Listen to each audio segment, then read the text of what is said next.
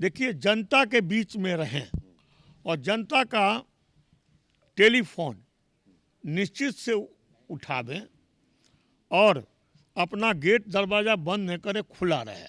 पहले से ही प्लानिंग चल रही थी और क्या ये आपका स्वयं का निर्णय था या पार्टी की तरफ से ऐसी कोई अप्रोच आई थी कि आप पार्टी को ज्वाइन करें? और आदरणीय केजरीवाल जी मुझे टेलीफोन किए, जो आप पार्टी ज्वाइन कीजिए। हमने ज्वाइन किया।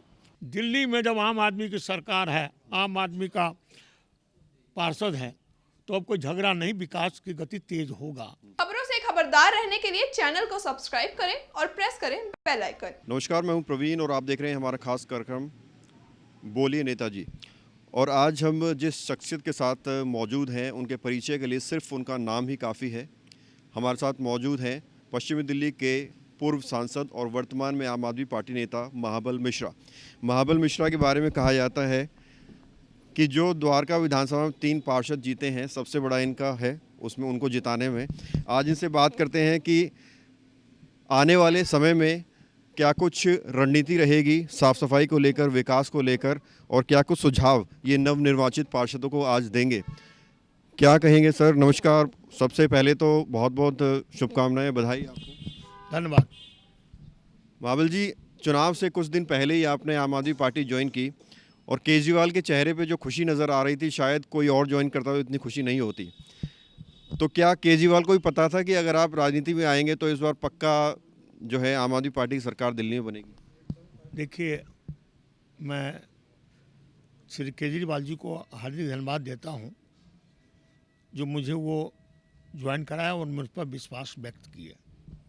साथ ही 1985 से मैं जिस तबके का राजनीति करता था, उस तबके को जनहितैषी योजना जैसे बिजली फ्री, पानी फ्री, स्वास्थ्य लाभ, शिक्षा लाभ और बुजुर्गों का तीर्थयाटन कराना, जिस तरह से वो जनहितैषी कार्य किया, तो जिस तबके के मैं राजनीति करता था, जिसकी मैं मांग करता था हमेशा, वो आदरणीय केजरीवाल जी लोगों को पूरा किया, जिससे मैं उस पार्टी में ज्वाइन किया।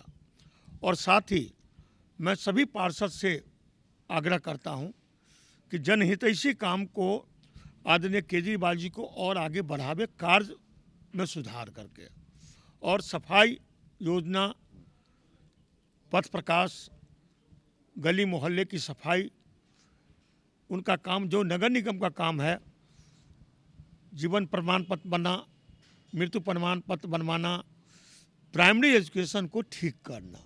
तो जिस तरह से दिल्ली में शिक्षा दिल्ली स्तर पर सुधार हुआ, उस तरह से प्राइमरी एजुकेशन में सुधार होगा, तो उनको लाभ मिलेगा जिस तबके का मैं राजनीति करता था। इसलिए मेरे आने से कितना फ़ायदा हुआ तो वो तो आदरणीय केजरीवाल जानेंगे, लेकिन निश्चित तौर पर मैं 1985 से जो राजनीति किया, जो लोगों का, मेरे आने से निश्चित तरह से उसमें खुशी आई और मैं समझता हूँ उसका कुछ न कुछ लाभ मिला। महाबल जी, जो प्रक्रिया थी आम आदमी पार्टी ज्वाइन करने की, क्या ये पहले से ही प्लानिंग चल रही थी और क्या ये आपका स्वयं का निर्णय था या पार्टी की तरफ से ऐसी कोई अप्रोच आई थी कि आप पार्टी को ज्वाइन करें? नहीं, देखिए, विनय जी 2.5 साल पहले उसमें गए थे और हम तो न्यूट्रल राजनीति करते थे, और 365 दिन विनय जी आम आदमी ज्वाइन किए, लेकिन फिर भी 365 दिन मैं राजनीति करता था। तो मैं जानता हूं, और आदरणीय केजरीवाल जी मुझे टेलीफोन किए, जो आप पार्टी ज्वाइन कीजिए। हमने ज्वाइन किया। उनके मन में मेरे प्रति जो आया, तो मैं उनको बहुत आदर के भाव से धन्यवाद देता हूं, और उन्होंने मुझे ज्वाइन करने के लिए आदेश दिया और मैं ज्वाइन किया। चुनाव हुए, खूब आरोप प्रत्यारोप भी चले, दिल्ली में फाइनली आम आदमी पार्टी की विजयी हुई एमसीडी में। आप यहाँ जिस विधानसभा आप रहते हैं, यहाँ भी तीनों पार्षद आम आदमी पार्टी के बने। कितना आपका उनको आशीर्वाद मिला और किसको आप श्रेय देना चाहेंगे? क्या खुद को श्रेय देना चाहेंगे या केजरीवाल को श्रेय देना चाहेंगे या उनकी खुद की मेहनत है? मैं देखिए, जिस तरह से 2.5 साल से सरकार काम किया है, आदरणीय केजरीवाल जी का ये जीत है पूरे दिल्ली में। केजरीवाल जी के काम की और जनहितैषी योजना का ये जीत है। लेकिन कार्यकर्ता के रूप में चाहे मैं काम किया, चाहे विधायक काम किया, उनका भी कुछ न कुछ सहयोग है, लेकिन असली में जीत तो आदरणीय केजरीवाल जी का है। अब क्या कुछ सुझाव या एडवाइस आप जो नवनिर्वाचित पार्षद हैं उनको देना चाहेंगे आम आदमी पार्टी वालों को कि कैसे वो जनता के विश्वास को कायम रखें और कैसे विकास कार्यों को आगे बढ़ाएं? देखिए, जनता के बीच में रहें और जनता का टेलीफोन निश्चित से उठावें और अपना गेट दरवाज़ा बंद न करें, खुला रहे और जनहित के काम के लिए उनके पास जाएं, मिलते जुलते रहें, तब लाभ मिलेगा क्षेत्र को। और असली में केजरीवाल जी की नीति का जो लोगों के बीच में रह के कूड़े उठाने की काम या स्वास्थ्य लाभ के काम जो भी है, तो उसका प्रचार प्रसार ही नहीं मिलेगा, बल्कि काम दिखाई लोगों को देगा।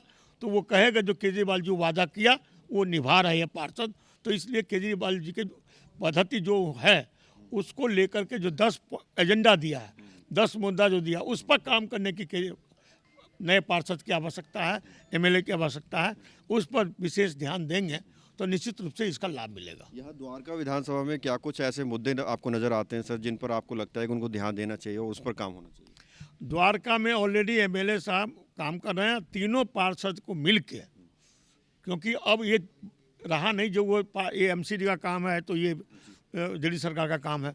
जब तीनों पार्षद यहाँ द्वारका में ही नहीं, दिल्ली में जब आम आदमी की सरकार है, आम आदमी का पार्षद है, तो अब कोई झगड़ा नहीं, विकास की गति तेज होगा। और साथ ही जिस तरह से उपराज्यपाल महोदय जी आप ही थोड़ा सा घी डालने का काम कर रहे हैं, आग लगाने का काम कर रहे हैं, वो रुक जाएं, क्योंकि काम विकास का है, सरकार की प्रतिनिधि और सरकार करता है।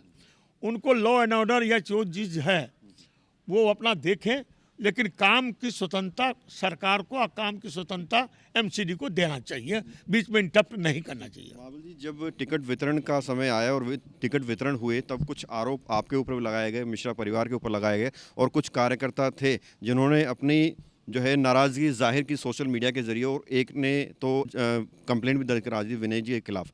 तो उन लोगों को आप क्या कहना चाहिए? उन्होंने भरपूर कोशिश की थी कि आम आदमी पार्टी पार्षद यहाँ से ना जीते। देखिए, उनका काम उनका था, कार्यकर्ता मिलके काम किया है, जो कार्यकर्ता मिल गए, गुस्सा जिसके पास था, हो सकता है वो जो विरोध किए हों, लेकिन जीतने के बाद सब खत्म, सबने काम किया और केजरीवाल जी के नेतृत्व में सबका विश्वास है। जो गुस्सा किया वो अपना गुस्सा करते रहें, उनकी कोई बात नहीं है, वो भी शांत हो जाएंगे। थोड़ी देर के लिए गुस्सा था, और मैं उनसे भी आग्रह करता हूँ जो भाग्य में होता है, भाग्य का फैसला मांगता तो 20-20 है, लेकिन किसी एक को टिकट मिलता है, 20 को तो मिलेगा नहीं। इसलिए गुस्सा छोड़ो और पार्टी के हित में काम करो। सर, एक और सवाल, कूड़े के पहाड़ का मुद्दा आती रही है आम आदमी पार्टी, और अब जो जैसे कि सरकार बन चुकी है, तो क्या कुछ ऐसी रणनीति या प्लान बनाया है कि अब जो है कूड़े के पहाड़ जो है खत्म कर दी जाए? निश्चित रूप से अभी 6 तारीख को शपथ ग्रहण है। मुझे तो ये आश्चर्य लगता है जो 7-8 तारीख को रिजल्ट निकला और 1 महीना के बाद पार्षद को शपथ ग्रहण, ये पॉलिसी समझ में नहीं आया। ये पॉलिसी जब एमपी का भी चुनाव होता है और रिजल्ट के 10 दिन के अंदर हो जाता है, एमएलए का ये होता है, ये पार्षद का 1 महीना का ड्यूरेशन देना नहीं है।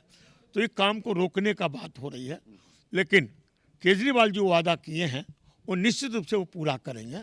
और 6 तारीख को शपथ ग्रहण होने दीजिए, उनका महापौर आएगा, फिर विचार करके बात करेंगे किस तरह से कूड़े का ढेर का निपटारा हो, उस पर पॉलिसी बनाएंगे और कार्य पूरा करेंगे। और ये भी कहा जा रहा है कि बेशक आम आदमी पार्टी के ज़्यादा पार्षद हों, लेकिन मेयर बीजेपी का बनेगा, तो इस पर आप क्या कहेंगे?